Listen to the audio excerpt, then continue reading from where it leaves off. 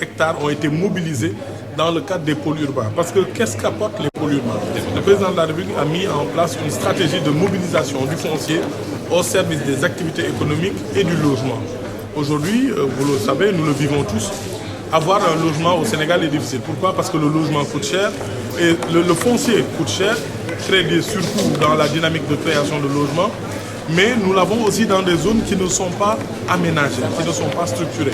Donc le fait de mobiliser par les pôles urbains permet à l'État d'avoir une maîtrise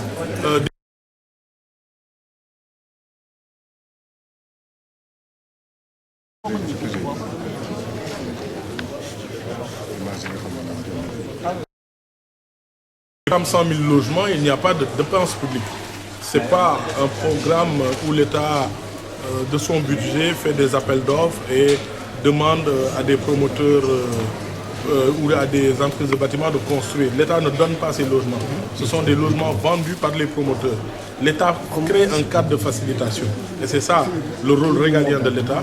Appuyer ce secteur-là de façon à permettre à nos populations de devenir propriétaires dans des conditions d'accessibilité simples, faciles et douces. Nous avons, je pense qu'aujourd'hui, le fait qu'en 15 jours, on ait plus de 120 000 inscrits en 15 jours sur la plateforme, donc on a déjà dépassé les objectifs des 5 prochaines années, montre que l'information est bien partagée et bien reçue. Maintenant, il faut faire des équilibres, je suis d'accord avec vous.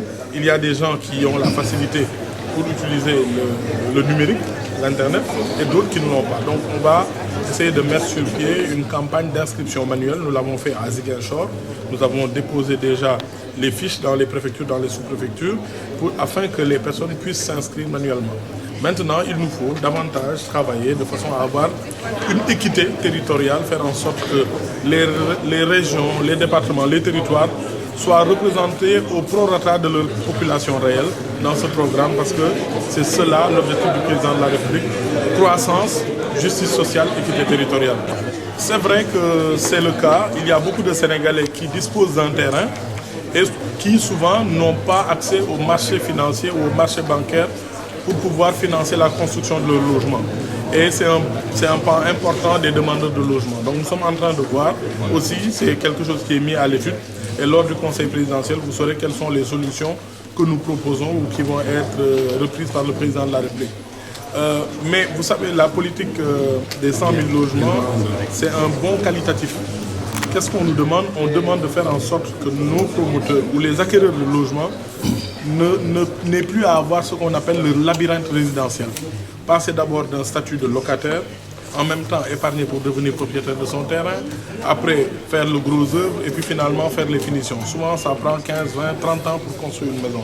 Et c'est la raison pour laquelle le président de la République veut directement que les populations, les acquéreurs aillent directement avec leur loyer en statut de propriétaire pour éviter tout ce labyrinthe, ce parcours labyrintheux, ce parcours résidentiel. Donc c'est dans cette dynamique que nous nous sommes lancés. Merci.